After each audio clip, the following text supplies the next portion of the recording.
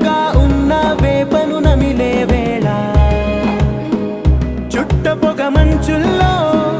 చుట్టాల పిలుపుల్లో మాటలే కలిపేస్తూ మనసారా మమతల్ని పండించి